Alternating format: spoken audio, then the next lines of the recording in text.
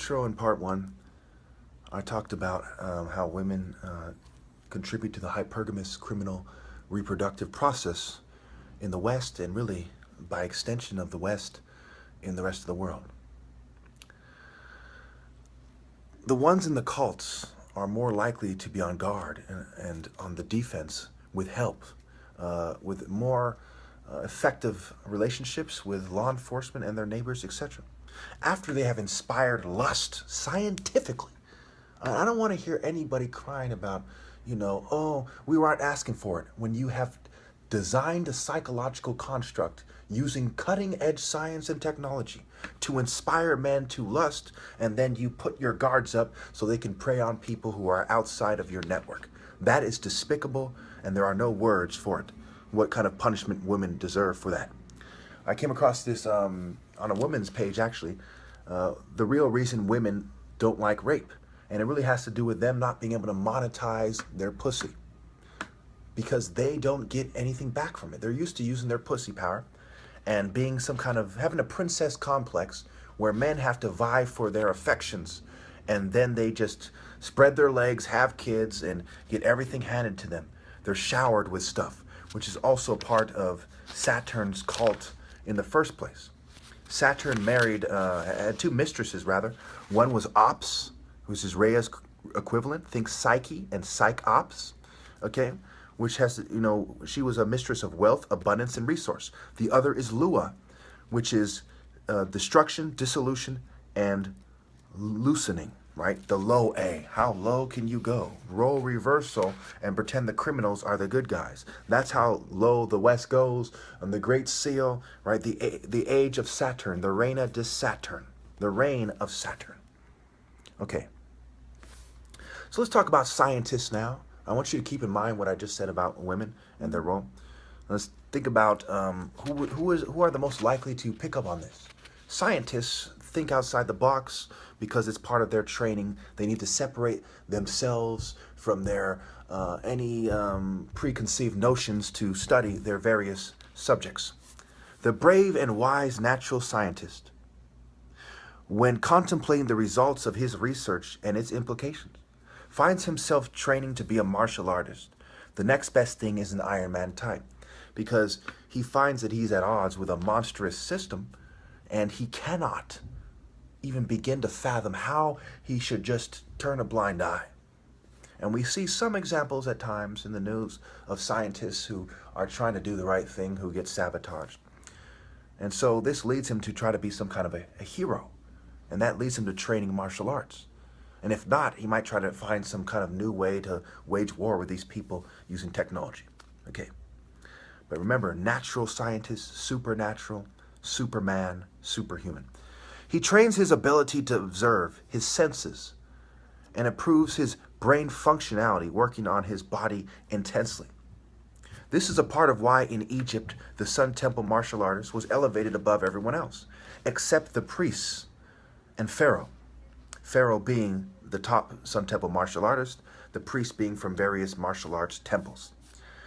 Pharaohs, like God, and eventually they were replaced by the mages, image, imagination, and so on. Pharaohs, like gods, most important aspect is as the top martial artist.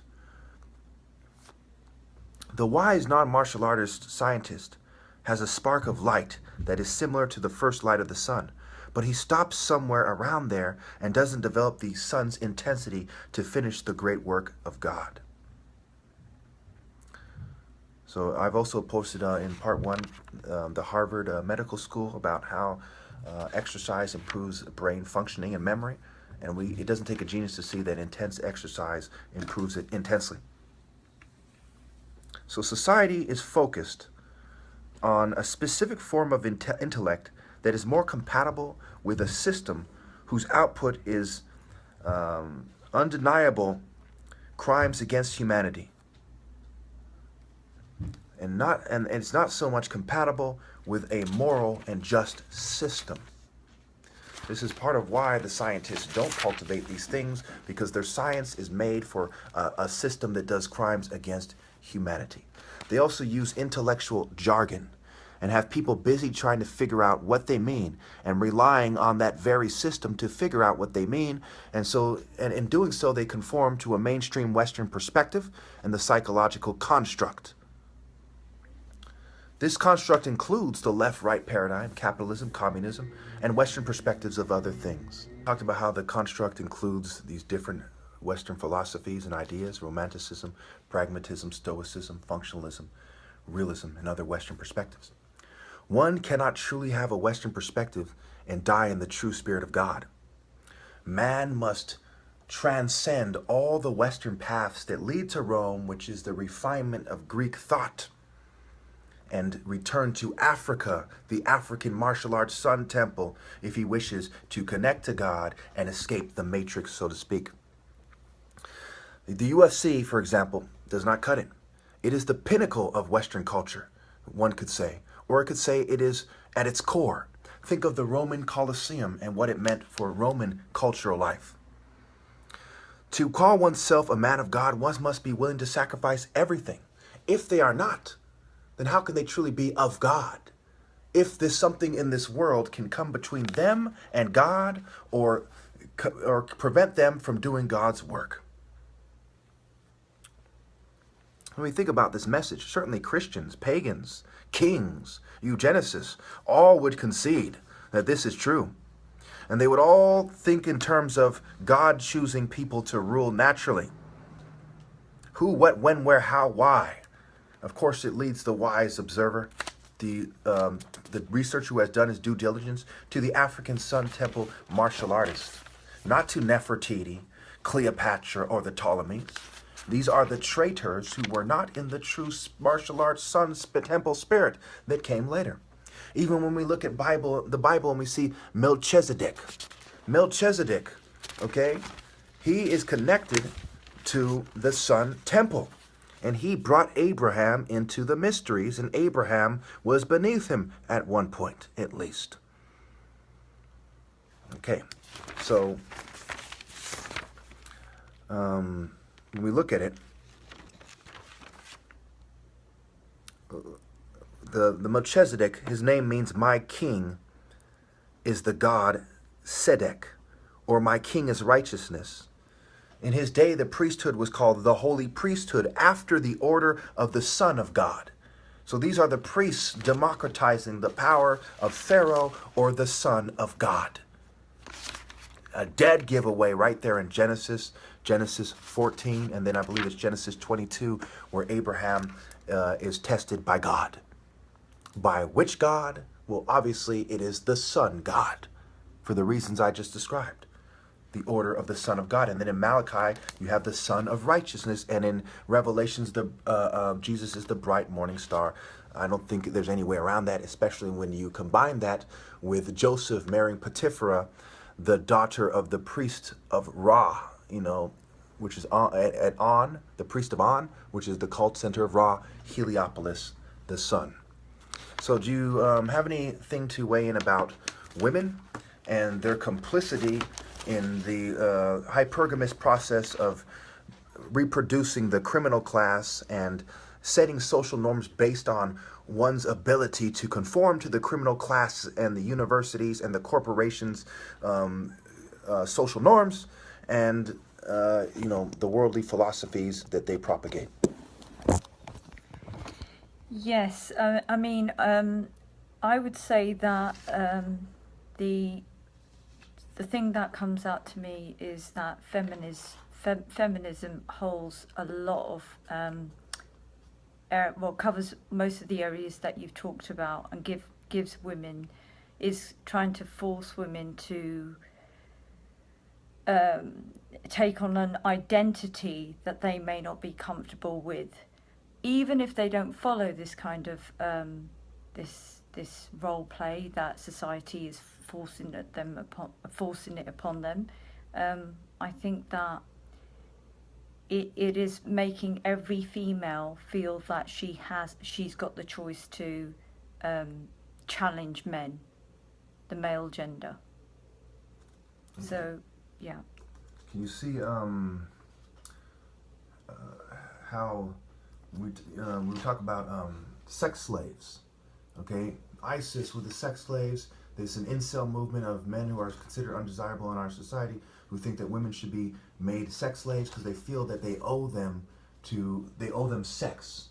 And where they get this from, certainly there's some truth to it, that they naturally will be having more sex than they are in this system, which has been designed to control reproduction with an emphasis on sexual behavior.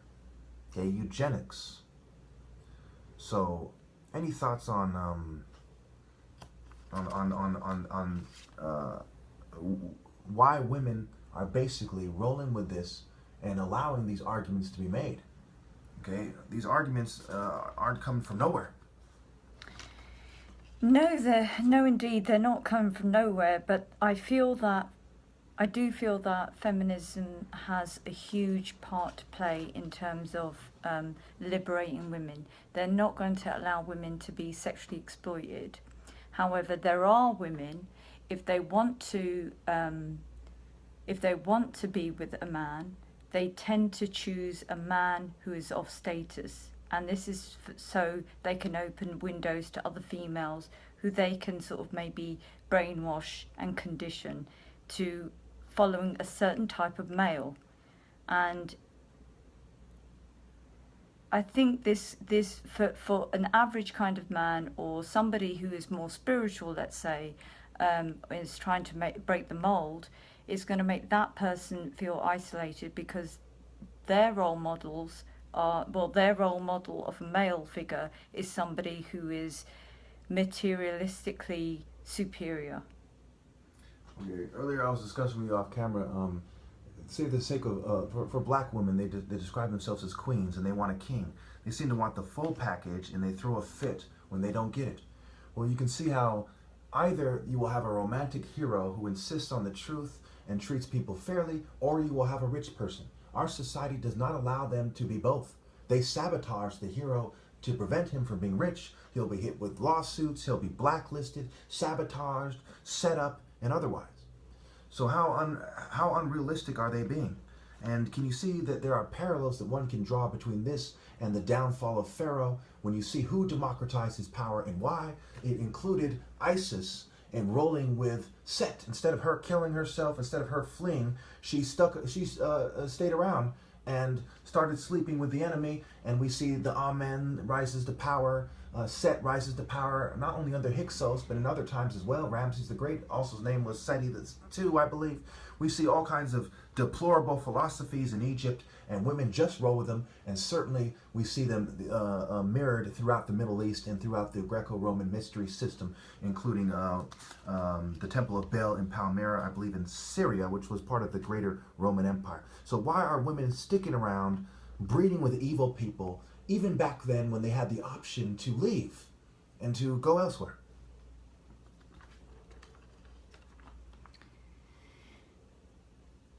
I think it's, to be honest with you, it's conditioning. It's an scapegoat. So basically, they can have better lives. They can fit into a conformed society. They're less likely to be spiritually engaged. And I mean, I do think that this is a huge play towards Satanism, because you see that these women are influenced by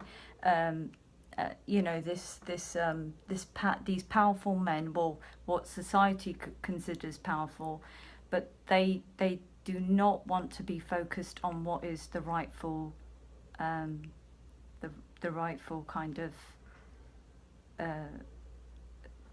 status quo, so to speak. Like, if somebody is a man of God, they are less likely to be attracted to a man of that status. All right, so here we are running out of time in part 2. Part 3, I believe I'm going to slice it that way. I will talk about the connection between idol and idol. Idle hands are the devil's plaything. I will connect genius with genes and genuine. Are we looking for the genes of a deceiver to be superior? Or do superior genes have to do with someone being genuine and truthful? Someone who has reproduced in the culture and lifestyle of truth, and not Luciferian deception, not cult deception, not dealing in mystery which we see the secret societies, the colleges have, not people reproducing in the mysteries that are associated with the tree of knowledge, but actually the true morality of God passing through his